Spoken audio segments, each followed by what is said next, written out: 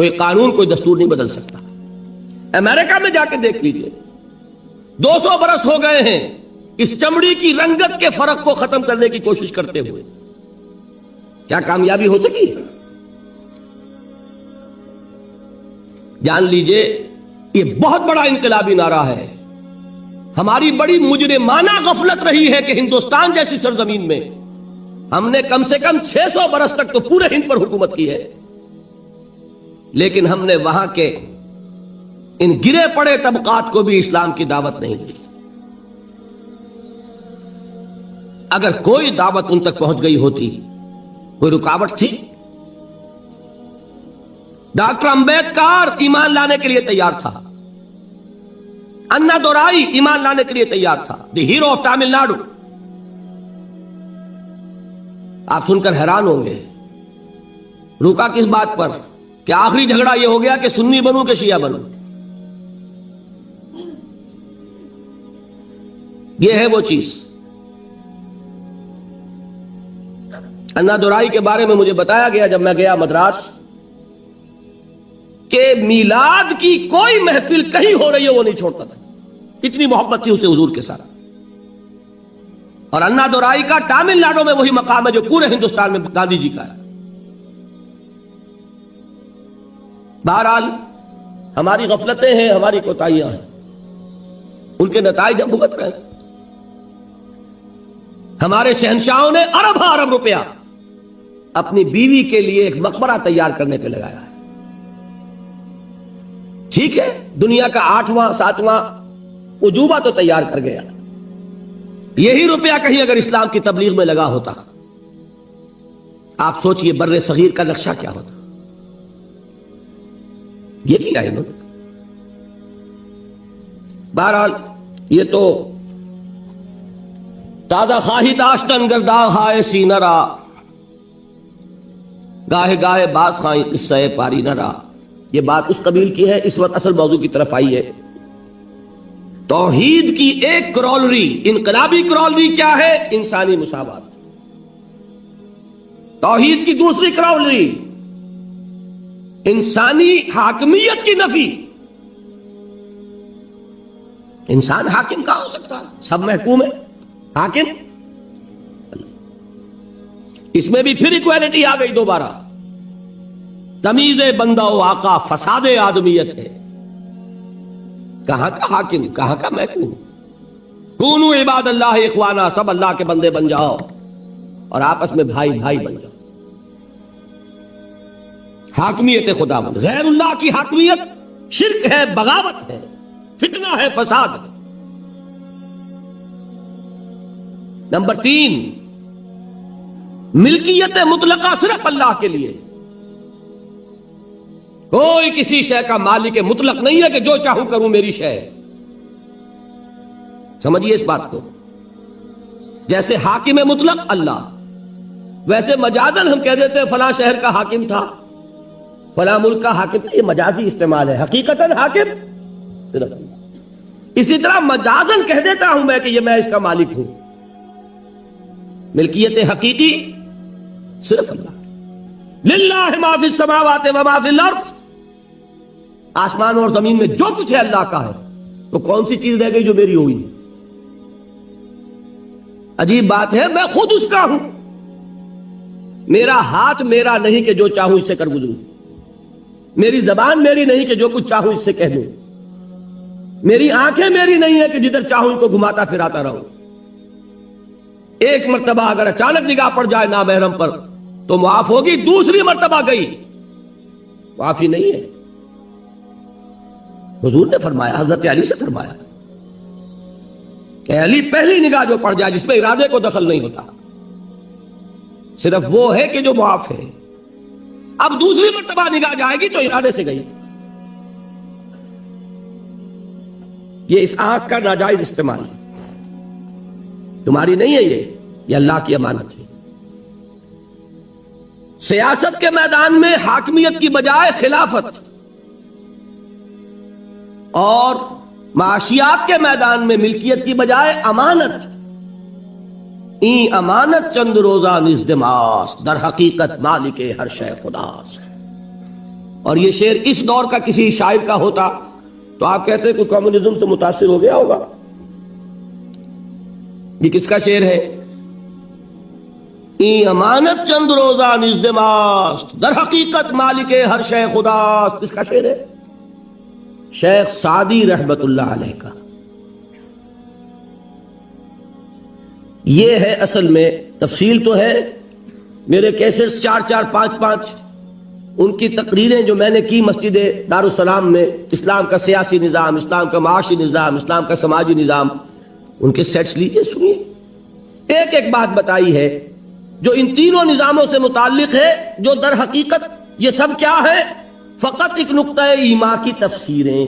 یہ ایک ہی توحید کا اصول ہے جس نے سماجی سطح پر انسانی مساوات، سیاسی میدان میں حاکمیت خداوندی اور معاشی میدان میں ملکیت تامہ و مطلقہ صرف اللہ کے لیے، یہ 3 اصول دیے. ان کا پرچار ہوگا تو انقلاب اسلامی کا پہلا قدم اٹھے گا. سمجھ گئے میری بات کو؟ اس سے ہٹ کر آپ دعوت کرتے رہیے، نصیحت کرتے رہیے، نماز کی تلقین کرتے رہیے، آپ اتباع سنت کی تلقین کرتے رہیے، انقلابی عمل شروع نہیں ہوگا. لیکن یہ میں نہیں کہتا کہ ثواب سے خالی ہے یہ کام، ثواب ملے گا. یہ میں نہیں کہتا کہ اس میں کوئی بھلائی نہیں ہے، وہ بھلائی تو ملے گی جو حضور نے فرمایا. وہ بھی حضرت علی سے خطاب کے فرمایا تھا کہ اے علی لا یہدی اللہ بک رجلا واحدا خیر لک من حمر النعم. اگر اللہ تمہارے ذریعے ایک انسان کو بھی ہدایت دے دے تو یہ سرخ اونٹوں سے بھی بڑی دولت ہے.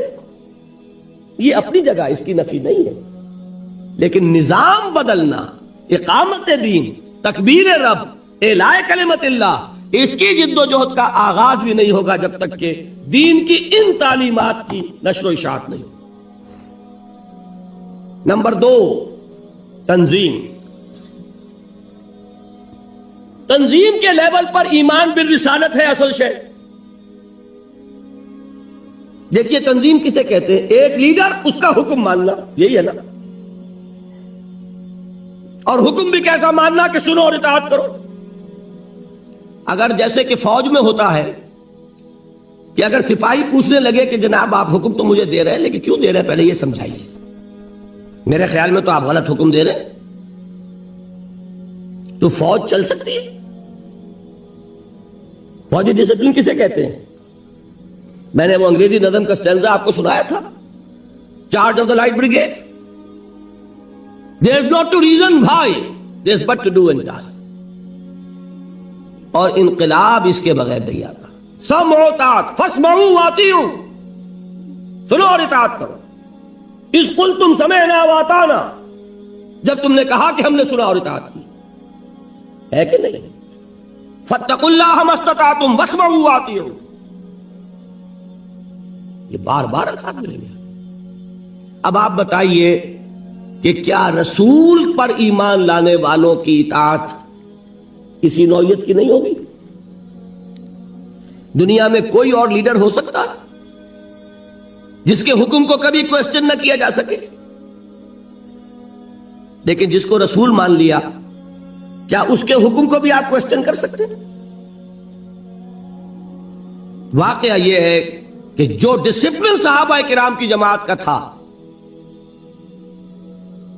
اس کی کوئی مثال تاریخ انسانی کا کوئی ڈسپلن پیش نہیں کر سکتا.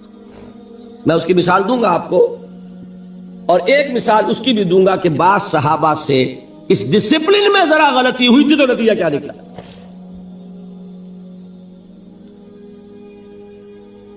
لیکن یہ جان لیجئے کہ رسول ماننے کے بعد تو اب آپ چوں کر سکتے ہی نہیں نا. ما کان لمؤمن ولا مؤمنۃ اذا قضى الله ورسوله امرا ان يكون لهم الخيرة من امرهم.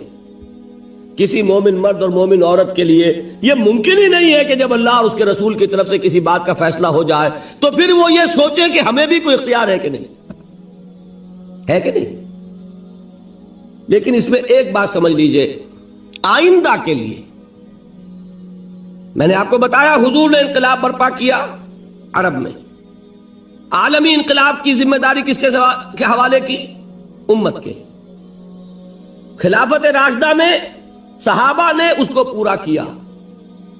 عالمی سطح تک پہنچنے سے پہلے ایک یہودی سازش نے انٹرنل سیبوٹاج کر دیا، بات قدم رک گئے، اس کے بعد سے پسپائی شروع ہو گئی، لیکن ہو کر رہے گا، ہو نہیں سکتا کہ محمد الرسول اللہ صلی اللہ علیہ وسلم کی بعثت ہو عالمی اور دین کا عالمی غلبہ نہ ہو، یہ ممکن نہیں ہے، ہو کر رہے گا۔ اچھا اب جو کریں گے کیا کوئی رسول ہوگا؟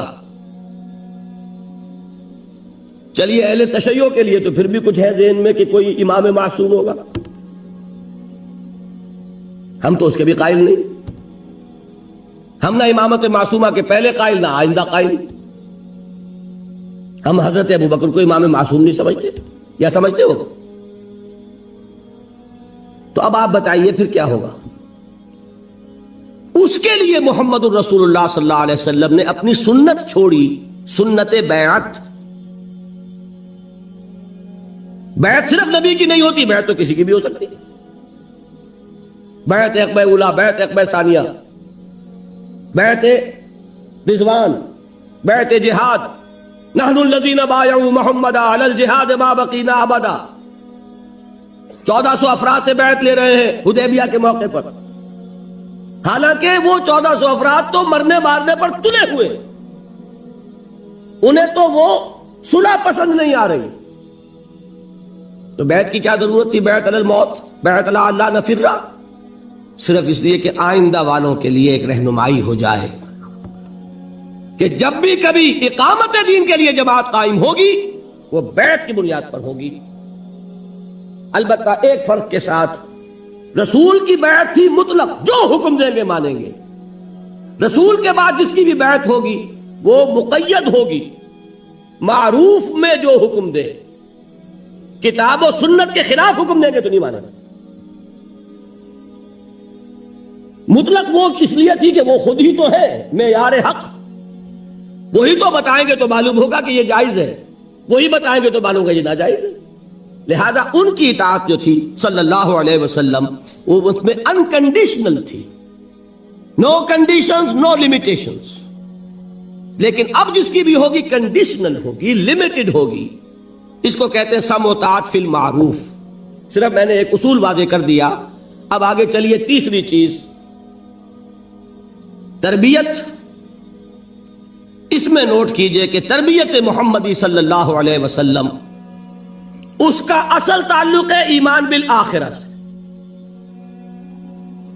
جتنا یقین آخرت کا ہوگا اتنا عمل درست ہوگا، یہ میں بیان کر چکا ہوں کہ نہیں؟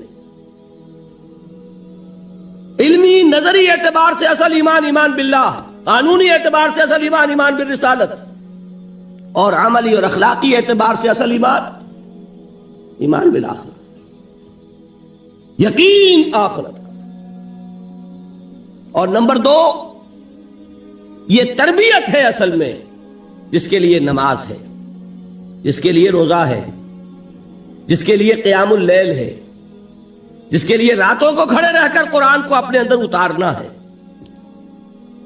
یا ایھا المزمل قم اللیل الا قلیلا نصفہ او انقص منہ قلیلا او زد علیہ ورتل القرآن ترتیلا۔ اور آخر میں کیا فرمایا؟ ان ربک یعلم انک تقوم ادنی من ثلثی اللیل ونصفہ وثلثہ وطائفۃ من الذین معک۔ یہاں آئی وہ چیز، اس لیے کہ اسلامی انقلاب کے لیے اسلامی سیرت درکار ہوگی۔ اگر یہ نہیں ہے تو فساد برپا کیا جا سکتا ہے، اسلام کو قائم نہیں کیا جا سکتا۔ کسی کی ٹانگ گھسیٹی جا سکتی ہے، ہم نے 2 دفعہ گھسیٹی پاکستان میں، ایوب خان کی گھسیٹی کہ نہیں گھسیٹی، لیکن اس کی گھسیٹی تو نتیجہ کیا نکلا؟ شامت اعمال ما صورت بھٹو گرفت، ہوا کہ نہیں؟ پھر بھٹو کی گھسیٹی تو اب ماشاء اللہ آ گیا۔ یہ کیوں؟ اس لیے کہ طریقہ محمد کا نہیں ہے صلی اللہ علیہ وسلم۔ جلوس نکل رہے ہیں نظام مصطفیٰ کے اور نمازیں غائب ہو رہی ہیں، عصر کی بھی مغرب کی بھی، جلسے ہو رہے ہیں، لیڈر لوگ اٹھ کر داعش پر سے جا کے اپنی نماز پڑھ کے آ گئے ہیں، یہ خیال لیں کہ یہ جو 20,000 آدمی سامنے بیٹھا ہوا ہے، نماز اس پر بھی فرض ہے کہ نہیں؟ نماز جیسے ستون کو گرا کر دین کو قائم کیا جائے۔ الصلاۃ عماد الدین، اور گھیراؤ ہو رہا ہے اور جلاؤ ہو رہا ہے اور کاریں جلائی جا رہی ہے اور شیشے توڑے جا رہے ہیں اور اسٹریٹ لائٹس توڑی جا رہی ہیں۔ یہ طریقے تو کمیونسٹوں کے ہیں بھائی، اس سے انقلاب محمدی آ جائے گا۔ بے گناہ بسیں جلائی جا رہی، کوئی گناہ ہے ان کا؟ مسافروں کو تکلیف پہنچائی جا رہی، وہ آپ کو کوس رہے ہوں گے دل میں یا دعائیں دے رہے ہوں گے؟ جنہیں بنس روڈ پہ اتار کے کھڑا کر دیا، پتہ نہیں کتنی مشکل سے بس میں جگہ لی ہوگی انہوں نے۔ کتنے لوگ تو الٹی جانب سفر کرتے تب کہیں جا کر ٹاور سے بیٹھتے بیچارے، اور ان کو اتار کے اور بس کو آگ لگا دی۔ بچے گھروں میں بیٹھے ہوئے منتظر ہوں گے، ادھر وہ گالیاں دے رہے ہوں گے، ادھر وہ جو کھڑے ہیں یہاں پر جنہیں اب کوئی امکان نظر نہیں آتا کہ کوئی سواری مل جائے۔ یہ طریقے نہیں ہیں انقلاب محمدی کے، یہ ہم نے دوسروں سے مستعار لیے۔ ہم نے سمجھا کہ ان کو کامیابی اس سے ہو گئی، شاید ہم بھی یہی ہتھ کنڈے استعمال کریں تو کامیابی ہو جائے۔ جان لیجئے اگر تو کام وہ کرنا ہے جو کیا تھا محمد الرسول اللہ صلی اللہ علیہ وسلم نے، تو طریقہ بھی وہی اختیار کرنا ہوگا جو اختیار فرمایا تھا محمد الرسول اللہ صلی اللہ علیہ وسلم۔ تربیت، اقبال کہتا ہے نا کہ خام ہے جب تک تو ہے مٹی کا ہی کمبار تو، پختہ ہو جائے تو ہے شمشیر بے زنہار تو۔ پختہ ہو نا، اس پختگی میں وہ ہے عبادات بھی ہے، روزہ بھی ہے، نماز بھی ہے، تلاوت بھی ہے، تہجد بھی ہے، جس کا کہ یوں سمجھئے کہ اس کی ریپرزنٹیشن جو ہے وہ کیا ہے؟ دشمنوں کے جاسوسوں نے خلافت راشدہ کے دوران جو اسلامی لشکر تھا اس کے بارے میں جو رپورٹ دی وہ کیا تھی؟ ہم فرسان بالنہار و رہبان باللیل۔ یہ لوگ عجیب ہیں، دن میں یہ شہ سوار ہوتے ہیں، گھوڑوں کی پیٹھوں پر سوار، تلواریں اور نیزے لیے ہوئے اور اللہ اکبر کرتے ہوئے، اور راتوں کو یہ راہب نظر آتے ہیں مصلوں پر کھڑے ہو کر اور سجدے میں روتے ہوئے۔ یہ نقشہ اگر اتنا نہیں تو اس کا ایک عکس 100واں حصہ تو پیدا کرو گے تو کہیں جا کر انقلاب محمدی کے لیے تمہید ہوگی۔ اور یہ میں عرض کر دوں، اس کو ناممکن نہ سمجھیے۔ پچھلی صدی آج چونکہ ذکر آ گیا تھا، کل 100 کتنے سال ہوئے؟ 1830 میں شہادت ہوئی بالا کوٹ کی، 155 برس، 5 برس کا پورا معاملہ تھا ہجرت سے لے کر شہادت تک، تو کل 150 برس پہلے، تو سمجھیے 160 برس پہلے وہ عظیم تحریک بر صغیر پاک و ہند میں، تحریک شہیدین، اس کے افراد، ان مجاہدین کی سیرتوں کے بارے میں وہی گواہی دی دنیا نے جو صحابہ کرام کے بارے میں گواہی دی۔ صحابہ کرام کا لشکر جب داخل ہوا ہے بیت المقدس میں، تو عیسائیوں نے اپنا سارا نسوانی حسن مڈیروں پر جمع کر دیا تھا کہ مسلمان گزرے، ہماری تلواریں اور ہمارے تیر تو ان کو مغلوب نہیں کر سکے، شاید کہ یہ نگاہوں کے تیر انہیں گھائل کر دیں۔ لیکن کیا آتا ہے، پورا لشکر زمین پر نظریں گاڑے ہوئے ایسے گزر گیا کہ کسی نے اٹھا کر نہیں دیکھا نظر کہ کون ہے اوپر۔ اور بعین ہی یہی گواہی ملی ہے مجاہدین کے بارے میں۔ ہزارہ کے علاقے میں جو گجر قوم آباد ہے، نہایت حسین و جمیل، خواتین نہایت حسین و جمیل، وہ آپس میں باتیں کرتی تھی کہ یہ لوگ معلوم ہوتا ہے کہ شاید نامرد ہیں کہ انہوں نے کبھی ہماری طرف نگاہ اٹھا کے نہیں دیکھی۔ دور صحابہ کرام کا ایک نقشہ یہ بھی بر صغیر پاک و ہند کی بہت بڑی سعادت ہے کہ اتنے عرصے کے بعد سیرت و کردار اور دینی اخلاق، دینی جماعت اور بیعت کی بنیاد پر جماعت، بیعت تھی سید صاحب کے ہاتھ پر بیعت کی گئی، وہ سارا نقشہ دکھا دیا. باقی شکست و فتح نصیبوں سے ہے ولے امیر، مقابلہ تو دل ناتواں نے خوب کیا. یہ بات تو یہ ہے کہ بہت سے انبیاء ناکام ہو گئے دنیاوی اعتبار سے، اس میں کوئی حرج کی بات نہیں. دنیاوی اعتبار سے ناکامی کوئی بڑی بات نہیں اگر اخروی کامیابی، اور اس میں کسی شک و شبے کی گنجائش نہیں. تو تین چیزیں کیا ہوئیں؟ دعوت توحید کے حوالے سے، تنظیم جو صحابہ کی تھی رسالت، اور اب ہوگی تو بیعت سموتات فی المعروف کے حوالے سے، تربیت وہ تربیت محمدی صلی اللہ علیہ وسلم کا طریقہ. اس سے کیا بنا؟ ایک جماعت، ایک جمعیت، ایک قوت، بنیان مرصوص.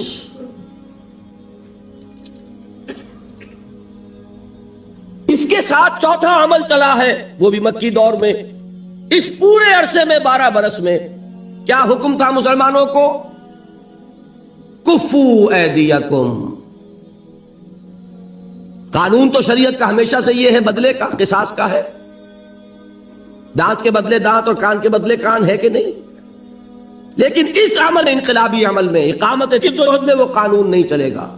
اس میں جب دین غالب آ جائے گا، اسلامی ریاست قائم ہو جائے گی، تو وہ قانون نافذ ہوگا.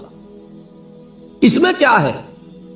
مارے کھاؤ، ہاتھ نہ اٹھاؤ، ٹکڑے اڑا دیے جائیں تمہارے، تب بھی تم کوئی کارروائی نہیں کر سکتے. میں عرض کرنا چاہتا ہوں، گاندھی کا یہ اعتراف ہے کہ میں نے عدم تشدد حضرت مسیح اور حضرت محمد سے سیکھا. اور واقعہ یہ ہے کہ اگر کانگریس کی موومنٹ ابتدا ہی سے تشدد پہ اتر آتی تو ختم کر دیا. چورا چوری کا ایک واقعہ ہو گیا تھا. ایک جلوس نے، بہار میں یہ جگہ ہے، تھانہ ہے، تھانے کے اوپر حملہ کر دیا. گاندھی نے پوری موومنٹ کال آف کر دی. If you can't remain peaceful, if you can't obey my command, well, I can't take the responsibility of leading you.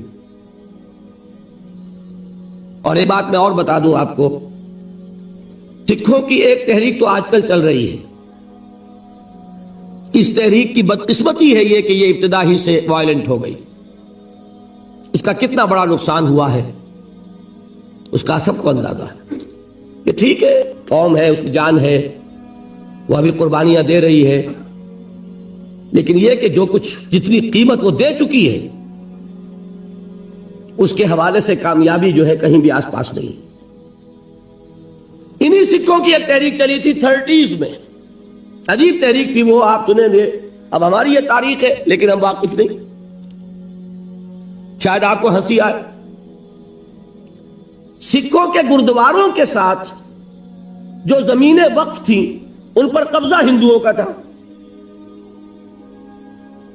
چونکہ برطانوی حکومت نے سکھوں کو علیحدہ مذہب نہیں مانا تھا، لہذا گردواروں پر کنٹرول کس کا؟ عبادت کا ہے کس کی؟ سکھوں کی. کنٹرول کس کا؟ ہندوؤں کا. تو ایک تحریک انہوں نے چلائی تھی، گردوارہ پربندھک کمیٹی، کچھ اس طرح کا نام تھا اس کا. اس کا مقصد کیا تھا کہ ہماری عبادت گاہوں کا کنٹرول ہمارے پاس ہونا چاہیے. ابھی وہ کمیٹی ہے، وہی کمیٹی اب کنٹرول کرتی گردواروں کو. اب اس کے لیے ظاہر بات ہے کہ شیر کے منہ میں سے نوالا نکالنا آسان تو نہیں نا، تحریک چلانی پڑتی ہے. حقوق کوئی آسانی سے نہیں دیتا جب تک کہ آپ لینے کے قابل نہ ہو. انہیں تحریک چلانی پڑی. پولیس جیسے اب بھی ہے، اس وقت بھی پیسے والے کے ساتھ تھی. پیسے والا کون تھا؟ بنیا. لہذا دفعہ 144. اب سکھوں کے جتھے نکلتے تھے 144 کو ڈیفائی کرنے کے لیے. ان جتھوں کا مجھے ایک صاحب نے آنکھوں دیکھا حال بتایا ہے، ابھی وہ زندہ ہے. 69 علامہ اقبال روڈ لاہور پر، جو شخص جائے جا کے ویریفائی کر لے. حاجی عبد الواحد صاحب 1930 کے ایم اے ہیں انگلش کے. وہ فرماتے ہیں کہ میں نے اپنی آنکھوں سے دیکھا، جتھا نکلتا تھا لیکن سکھوں کے اس جتھے کو جو ڈیفائی کر رہا ہے 144 کو، دفعہ 144 کی خلاف ورزی، انہیں حکم تھا ہاتھ باندھے رکھو۔ نتیجہ یہ نکلتا تھا، وہ کہتے میں نے آنکھوں سے دیکھا کہ سپاہی کی لاٹھی سر پر پڑی، سر پھٹ گیا، خالصہ نیچے گر گیا، لیکن ہاتھ بندھے رہے۔ نتیجہ یہ نکلا کہ کامیاب ہوئے، حکومت کو گھٹنے ٹیکنے پڑے، گردواروں کا کنٹرول انہوں نے حاصل کیا۔ یہ ہے اصل میں تو حیران ہو گیا جب انہوں نے مجھے واقعہ سنایا۔ ان کے ذہن میں نہیں تھا قرآن مجید میں سورہ نساء میں جو لفظ آیا کفو ایدیکم، اپنے ہاتھ بندھے رکھو۔ آپ اندازہ کیجئے کہ یہ ریفلیکس ایکشن ہے، غیر اختیاری طور پر اگر آپ کے سر پر کوئی وار آ رہا ہو تو ہاتھ ایک دم اٹھتا کہ ہاتھ اس کو روکے، لیکن انہیں حکم تھا کہ ہاتھ یہاں بندھے رہیں گے۔ جتھا نکل رہا 4 سے زیادہ آدمیوں کا جانا، بس یہی خلاف ورزی ہے۔ 50 کا جتھا نکلا، خلاف ورزی تو ہو گئی، لیکن کوئی توڑ پھوڑ نہیں۔ توڑ پھوڑ تو دور رہا، تمہارے اوپر لاٹھی پڑے تب بھی ہاتھ نہ اٹھے۔ یہ وہ چیز تھی کہ جس نے انہیں کامیابی سے ہمکنار کیا، اور یہی ہمیں نظر آ رہا ہے۔ میں پھر کہہ رہا ہوں، یہ تو بہت بات کی چیزیں ہیں، یہ کہاں تاریخ میں اس سے پہلے اس کی کوئی مثال ہے؟ صرف 2 مثالیں ہیں۔ یا حضرت مسیح علیہ السلام کے 3 سال، انہوں نے فرمایا تھا کہ تمہارے دانے گال پر کوئی تھپڑ مارے تو بایاں بھی پیش کرو، کوئی شخص نالش کر کے تمہارا چوغا لینا چاہے کرتا بھی دے دو، کوئی شخص تمہیں بیگار میں 1 کوس لے کے جانا چاہے تم 2 کوس اس کے ساتھ جاؤ۔ یا تو یہ وہاں ملتا ہے، اور یا پھر یہ 12 برس جو مکی دور کے ہیں، یہ محمد الرسول اللہ کا فرمان تھا، اور میں اسی کو لیتا ہوں کہ اسی سے سامنے آتا ہے کہ کتنا زبردست ڈسپلن تھا حضور صلی اللہ علیہ وسلم کی جماعت کا۔ کوئی خلاف ورزی نہیں، حکم نہیں ہے محمد کا۔ دیکھیے قرآن کی آیت نہیں اتری تھی ابھی، وہ تو سورہ نساء میں اتر رہی ہے۔ یہ حکم کس کا تھا؟ محمد الرسول اللہ۔ اس میں روح صبر، میں بتا چکا ہوں صبر والی تقریر میں، اللہ بار بار کہہ رہا ہے اپنے رسول سے، اے رسول صبر کیجئے، اور رسول اسی کو کمیونیکیٹ کر رہے ہیں، اس پیغام کو اپنے ماننے والوں کی طرف۔ صبر کرو، جھیلو، no retaliation, no raising of hands even in self defence. ہاں اب آیا 5واں مرحلہ۔ کب آیا یہ جان لیجئے، یہاں سیرت کا مسئلہ ہے۔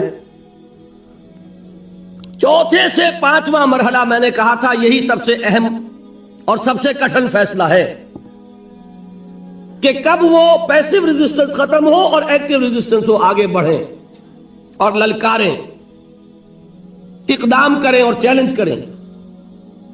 دس از موسٹ کروشل۔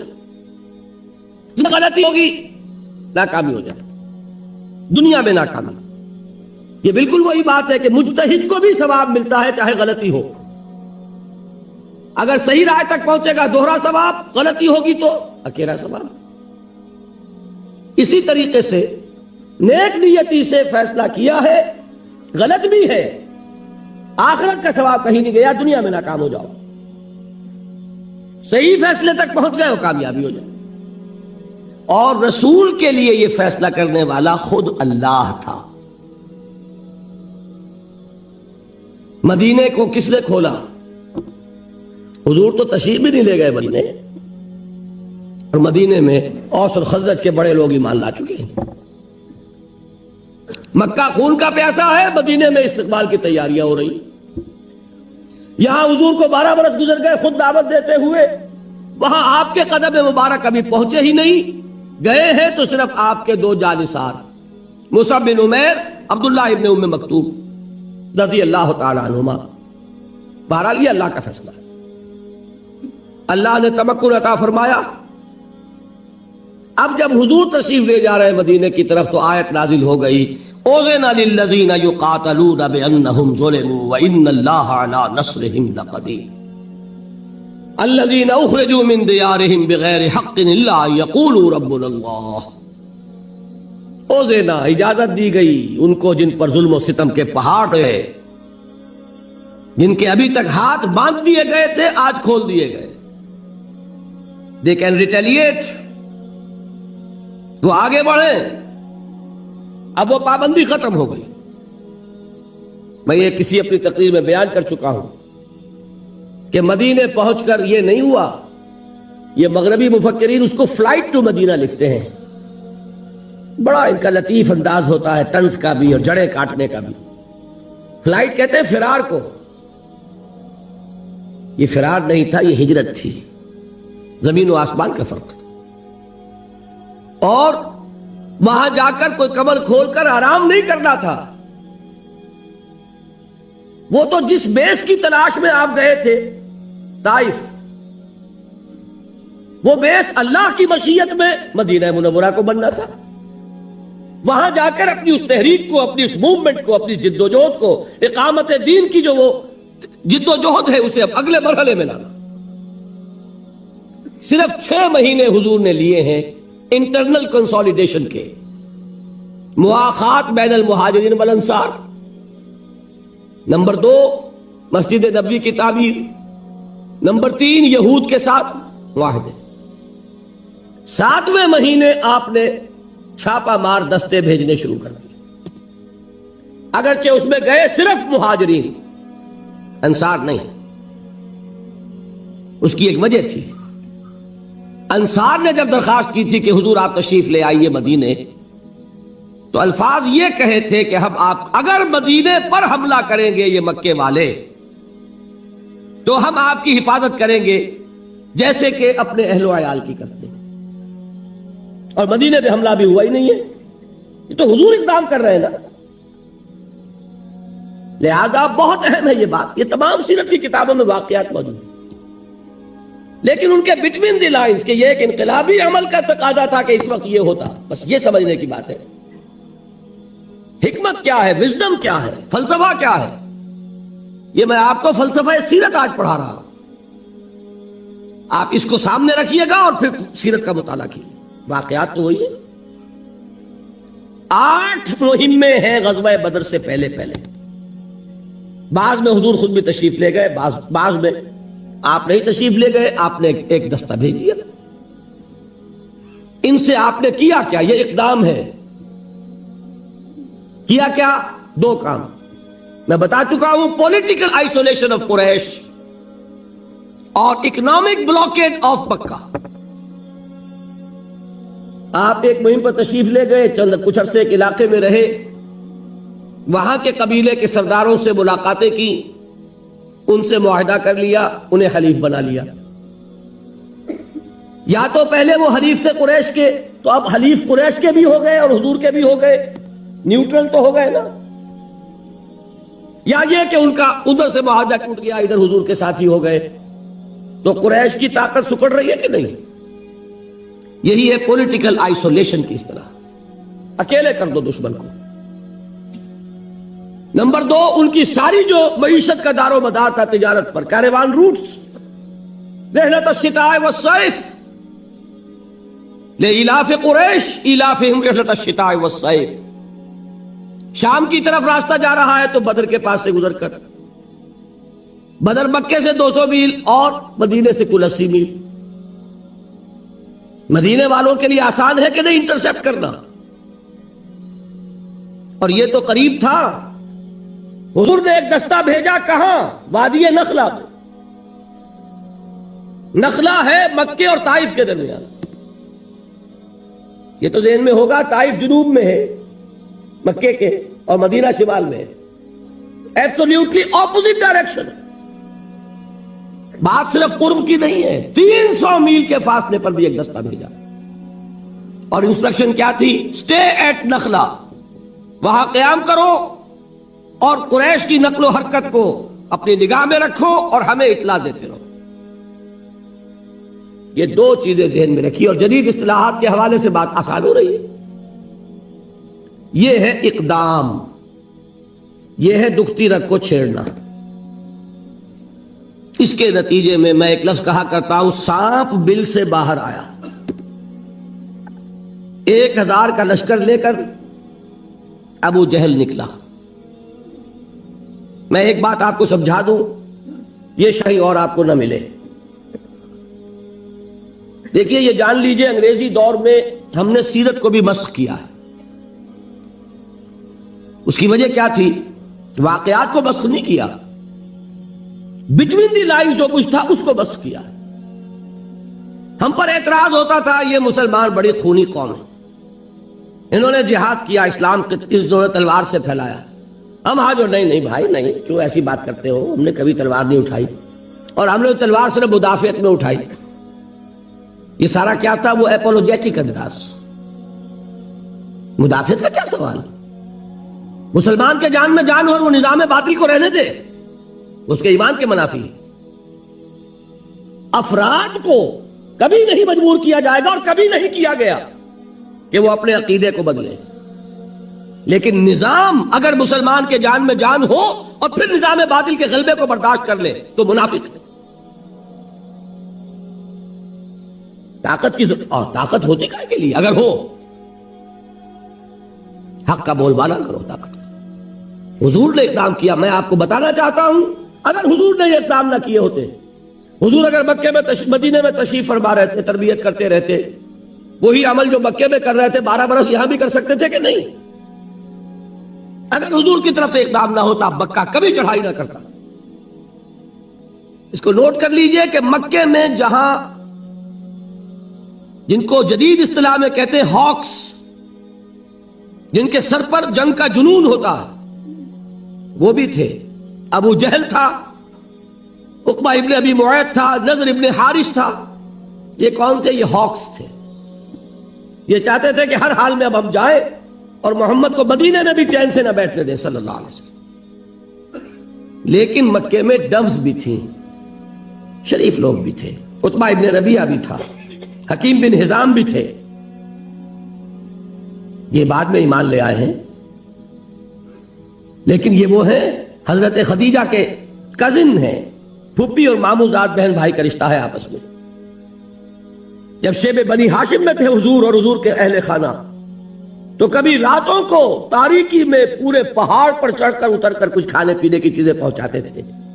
شریف تھے کہ نہیں؟ مکے میں ابھی عباس بھی تھے کہ نہیں؟ جہاں ابو لہب تھا موجود وہاں عباس بھی تو تھے جو بعد میں ایمان لے آیا۔ تو وہاں وہ لوگ تھے۔ اور عتبہ ابن ربیعہ کی ایک بات بڑی اہم ہے جو تاریخ میں ریکارڈ پر موجود ہے، اس نے قریش کو یہ مشورہ دیا کہ اب میں اس کے الفاظ نقل کر رہا ہوں، سمجھیے، محمد کو عرب کے حوالے کر دو۔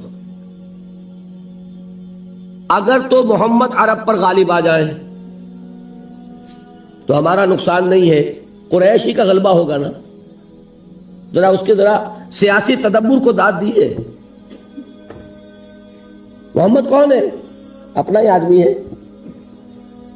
اگر ان کو غلبہ ہو جاتا پورے عرب پر تو قریش کی حکومت قائم ہو جائے گی پورے عرب پر، اور اگر عرب ختم کر دے محمد کو صلی اللہ علیہ وسلم تو جو تم چاہتے ہو وہ ہو جائے گا، اور تمہیں اپنے بھائیوں کے خون سے اپنی تلواروں کو رنگین نہیں کرنا پڑے گا۔ کتنی گہری بات ہے، وہ بھی تھا موجود۔ جنگ کیوں ہوئی؟ ایک تو کفار کا آدمی مارا گیا اس دستے سے جو نخلا بھیجا گیا تھا، اتفاقاً مڑ بھیڑ ہو گئی، اللہ کو جو کرانا ہوتا ہے کروا لیتا۔ کفار کا آدمی مارا گیا مسلمانوں کے ہاتھوں، قافلہ لوٹ لیا انہوں نے، اور وہ مال غنیمت لے کر پہنچ گئے مدینے۔ دوسرے ادھر جو قافلہ گیا ہوا تھا شام کی طرف، ابو سفیان کی سرکردگی میں ان کی SOS کال آ گئی کہ میرے آدمیوں کو خطرہ ہے، میرے قافلے کو محمد کے آدمیوں سے صلی اللہ علیہ وسلم ورضی اللہ تعالی عنہم اجمعین کمک بھیجو۔ بس یہ تھا کہ جس سے وہ ہاکس کا پلڑا بھاری ہو گیا، ڈوز جو ہے وہ مجبور ہو گئے، لہذا 1000 کا لشکر نکل آیا۔ یہاں سے وہ فائنل فیز شروع ہو گیا۔ اور میں آپ سے ایک بات اور عرض کر دوں، یہ تاریخی حقیقتیں پڑھ لیجئے۔ ایک رات پہلے بچے خبر آئی کہ ابو سفیان قافلہ لے کے نکل گئے۔ بہت ہوشیار آدمی تھے۔ ایک طرف انہوں نے وہ کمک کے لیے خط بھیجا، پیغام پر بھیجا، دوسری طرف راستہ بھی بدل دیا۔ خود بجائے اس بدر کے پاس سے ہو کے گزرنے کے، وہ بحیرہ احمر کے ساحل کے ساتھ ہو کے نکل گئے۔ اطلاع پہنچی یہاں لشکر ہے۔ اب آتے ہیں وہی حکیم ابن حزام کس کے پاس؟ اتبا کے پاس. لفظ ہے نا یہ دیکھو اتبا تمہاری بڑی حیثیت ہے، سپہ سالار کی حیثیت ہے تمہاری.